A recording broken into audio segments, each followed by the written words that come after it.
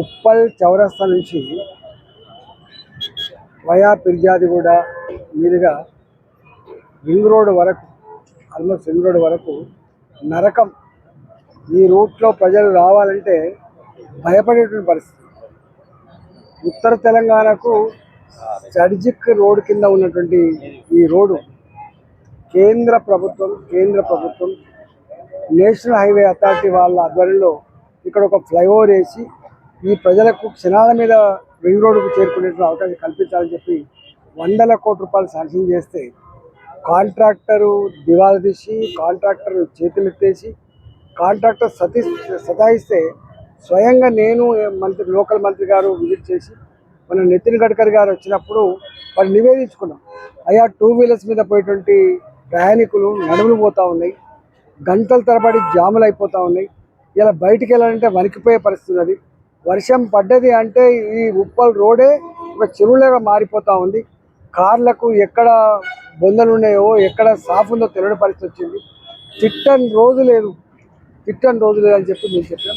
ఒకవేళ వర్షాకాలం కాకపోతే ఈ రోడ్డు వేయకపోవడం వల్ల దుమ్ము లేచి మొత్తం షాపులన్నీ కూడా సాయంత్రం వరకు షాపులలో దాదాపు ఒక 1/2 mm 1 mm మట్టి పేరుకపోతూ ఉందని చెప్తే వారు తక్షణమే అవసరమైతే కొన్ని డబ్బులు ఇస్తా, ఈ కింద ఉన్న రోడ్లు బ్రిడ్జి అయ్యే లోపు కింద ఉన్న రోడ్లు అటువైపు ఇటువైపు ఏదైతే రోడ్డు ఉందో దానికోసం మేమే డబ్బులు ఇస్తాం చేయమని చెప్తే ఈ మధ్య కాలంలో కొంత మూవ్ అయింది.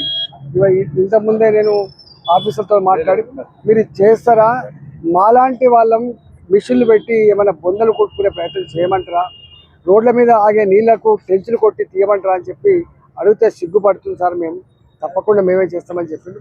నాకు తెలిసి వినాయక చవితి లోపు బ్రిడ్జ్ కాకపోయినప్పటికీ కూడా, బ్రిడ్జ్ ఇప్పుడు అయ్యే ప్రసక్తి లేదు కానీ అటువైపు ఇటువైపు ఉన్నటువంటి రోడ్లు కనీసం ప్రయాణానికి అనుకూలంగా ఉండే రోడ్డుగా తయారు చేయడానికి సిద్ధం ఉన్నామని చెప్పి చెప్తా ఉన్నాను.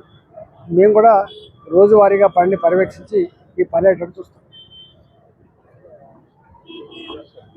ఇటువైపు బీటీ రోడ్డు ఫార్మేషన్ కాకపోవడం వల్ల కొన్ని రోజులేమో అండర్ గ్రౌండ్ డ్రైనేజీ సరిగా లేదని, కొన్ని రోజులేమో బిల్డింగ్లకు కంపెన్సేషన్ రాలేదని, కొద్ది రోజులేమో కొంతమంది బిల్డింగ్లు కూలగొట్టలేదని అంటే దీనికి ఉన్నంత జ్ఞానం, ఈ రోడ్డుకున్నంత జ్ఞానం ఎవ్వరికి లేదు కావచ్చు.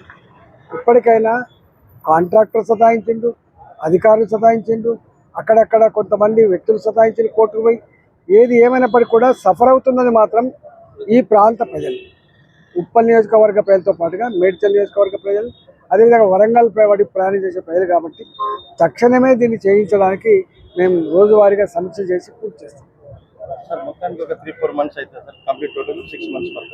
ఇది అటువైపు ఇటువైపు ఫస్ట్ రోడ్డు దుమ్ము లేవకుండా ఉండాలంటే, ఈ వర్షాకాలంలో చెరువులాగా మారకుండా ఉండాలంటే గతుకుల లేని రోడ్డు వేయడానికి ఫస్ట్ ప్రయత్నం చేస్తాం. ఆ తదుపరి బ్రిడ్జ్ కోసం ప్రయత్నం చేస్తాం.